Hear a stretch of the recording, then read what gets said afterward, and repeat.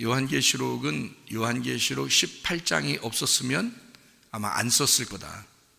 그러니까 요한계시록 18장을 알아야 요한계시록을 제대로 아는 것이다. 이렇게 여러분이 이해할 수 있어야 됩니다.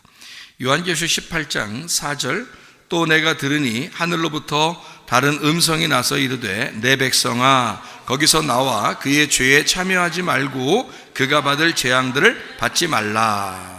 이 말씀을 우리에게 해주고 있습니다. 우리가 이 말씀을 보면 여기에 요한계시록 17장을 이제 이어서 18장이 나오는 거잖아요. 그러니까 17장에 보면 뭐라고 하냐면 큰 음녀에게 내릴 심판, 이렇게 되어 있습니다. 그리고 요한계시록 17장 마지막 절에 그 18절에 보면 이런 말씀이 있죠. 또 내가 본 그 여자는, 그 음녀죠. 그러니까 그 여자 음녀는 땅의 왕들을 다스리는 큰 성이라, 이렇게 되어 있습니다.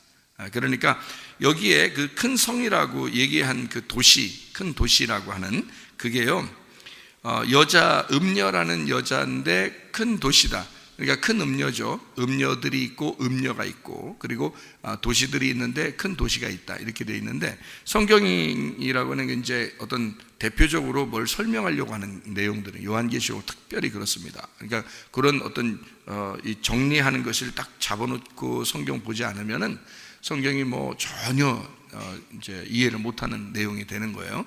그래서 여기에 보면 이게 이제 뭘 설명하는 거겠어요. 그러니까 큰 음녀가 어떤 성이래요. 그러면 뭐를 설명하려고 이렇게 해놓는 거겠어요? 성경에서 어떤 큰 성, 큰 도시, 뭐 이런 거는 뭐라고 볼 수 있나요?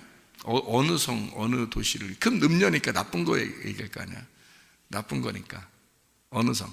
좋은 거는 어느 성이에요? 좋은 거는 예루살렘 성입니다. 그럼 예루살렘 성의 반대가 되는 나쁜 성은 뭐였어요? 바벨론이죠. 그러니까 바벨론인 거예요. 그러니까 바벨론이 음녀인 거죠. 그러니까 예루살렘은 신부의 음녀의 반대니까 신부가 되겠죠. 그죠?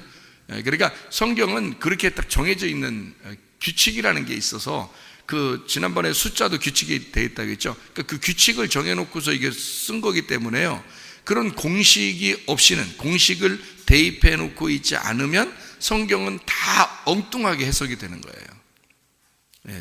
이거 뭐 안 맞아요. 성경은 아무리 이쪽은 맞는 것 같은데 저쪽은 안 맞는 거야. 근데 성경은 여기 요한계시록이나 창세기나 예레미야서나 뭐 다 똑같이 하나로 다 연결이 돼야 되는 거예요. 그래야 성경을 올바로 해석하는 거지. 그렇지 않으니까 자기가 원하는 대로 그 부분에 있어서 요건 요거야 했는데 딴 데는 안 맞아. 그럼 그걸 이단이라 그러는 거예요. 그거를. 그러니까 그 사람들이 성경을 막 어떻게든지 막 그걸 이렇게 비유적으로, 은유적으로 막 이렇게 풀어서 막 보려고 한 건데, 사람들이 볼 때는, 성경을 전혀 모르는 사람들이 들을 때는 와, 뭐 대단히 뭐 잘 풀었다, 뭐 저 사람 해석이 막 놀랍다, 뭐 이렇게 할 수 있지만, 성경을 진짜 아는 사람들이 보면요, 그건 정말 이단적인 거죠. 우스운 거야.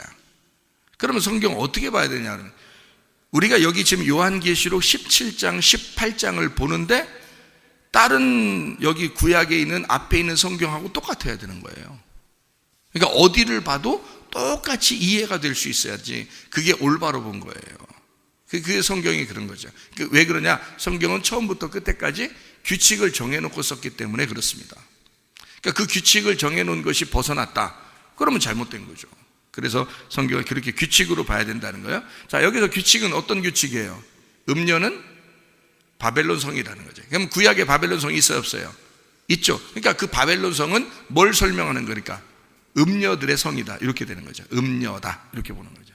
그러면 구약 성경에 예루살렘이 있어요, 없어요? 있죠. 그럼 그걸 뭐라 그래? 예수님의 신부다, 이렇게 하는 거죠. 그러니까 신랑 되신 예수님이 성전인 거죠. 예루살렘 성이 이렇게 있잖아요. 그럼 그 가운데 성전이 있을 거 아니야. 그럼 예루살렘 성은 이렇게 둘러있죠. 그 다음에 그 둘러있는 그 치마폭이에요. 신부의 치마폭 안에 성전, 신랑이 있는 거예요. 그래서 이 성전은, 신랑이라는 성전은 신부라는 교회 안에 있는 거예요. 그러니까 이 교회 안에 신랑이 계신 거야. 그게 예수님인 거예요. 그게 예루살렘 성이 신부니까, 신부는 요한계시록에 뭐니까? 교회니까. 그러니까 앞에를 보나 뒤를 보나 성경이 딱 똑같아야지 이쪽과 이쪽이 이해가 안 되면 의미가 없는 거예요. 여러분과 제가 음료되면 안 되죠. 신부가 돼야 되지. 신부가 된다는 말은 교회가 돼야 된다는 말이고, 그 교회 안에 뭐가 있어야 된다? 성전 되신 예수님이 계셔야 된다는 거지. 네. 그러니까 여기서 이제 나누는 것은 어떻게 그러니까 신부는 예루살렘 성, 그리고 음료는 바벨론 성, 이렇게 되는 거죠. 자, 그러면 여러분 이제 바벨론 그러면 옛날 바벨론 다 없어졌는데, 바벨론, 메데파사, 그리스, 로마 이렇게 해서 시대가 예수님 올 때가 로마 시대고요. 그 전에 시대가 이제 그리스 시대고, 그리스 시대 전에가 메데파사의 시대예요. 메데파사의 시대 전에가 바벨론 시대거든요. 바벨론 시대 전에가 아수르 시대고, 그 전에가 애굽 시대란 말이에요. 그러니까 성경에는 그 시대마다 애굽, 아수르, 그 다음에 바벨론, 메데파사, 그리스, 로마, 이제 그 다음에 로마 이제 2000년 지나서 지금은 이제 지금의 세계 패권을 가진 나라들이 또 생겼죠, 그죠? 그러면 성경을 쓸 때, 이 내용을 쓸 때는 뭐를 쓰려고 하는 거냐면 하나의 어떤 내용을, 그러니까 하나님이 우리에게 말하고 싶어하는 어떤 내용을 쓰고 싶은 거예요. 어떤 내용을 쓰고 싶냐면 특별히 요한계시록까지 오면은 교회에 대한 걸 쓰고 싶어 하는 거예요. 그 교회가 신부니까. 그게 마지막 어린 양의 신부인 교회가 요한계시록 19장에 이걸 마무리를 해야 되니까, 어린 양의 혼인잔치, 다시 말하면 예수님하고 결혼해서 모든 게 끝나는 거예요. 그 요한계시록이에요. 그러니까 그 전에, 여기 요한계시록 그 내용을 써야 되니까 그 전에 이 신부와 음녀를 구분해 줘야 되고, 새 예루살렘과 예루살렘이라는 것을 구분해 줘야 되고요. 옛날에 예루살렘이 있던 걸 구분해 줘야 되고, 그리고 옛날에 있었던 그런 내용, 그러니까 바벨론, 메데파사, 그리스, 로마 이런 그 모든 시대를 이제 설명해 줘야 되는 거란 말이에요. 그러니까 바벨론이라고 하는 걸 대표적으로 놔서 그렇지, 바벨론의 문화가 메데파사로 들어갔겠죠. 메데파사의 문화가 그리스로 들어가겠죠. 그리스의 문화는 로마로 들어갔겠죠. 그래서 로마의 그 음란한 문화가 어디서 받아들인 거냐면 바벨론으로부터 받아들인 거란 말이에요. 그러니까 이 요한계시록은 언제 쓴 거예요? 로마 시대에 쓴 거예요. 로마 시대에 썼지만 그 로마 시대에 쓴 그 문화, 음탕하고 타락한 그런 그 모습의 그 문화가 바로 바벨론에서 온 것이다. 그러니까 요한계시록을 쓰면서도 바벨론은 죽지 않았다. 바벨론은 계속해서 있다. 그들의 사상과 그들의 이념은 그대로 있다. 이것이 그대로 전달되어 왔다. 그 바벨론을 얘기하는 것이다. 그럼 그 바벨론이 시대를 따라서 나라별로 바벨론, 메데파사, 그리스, 로마 시대가 다 달라졌는데도 똑같이 로마 시대에 바벨론이라는 얘기를 하면서 바벨론의 성이 음녀고 음녀는 로마다, 이렇게 되는 거잖아요.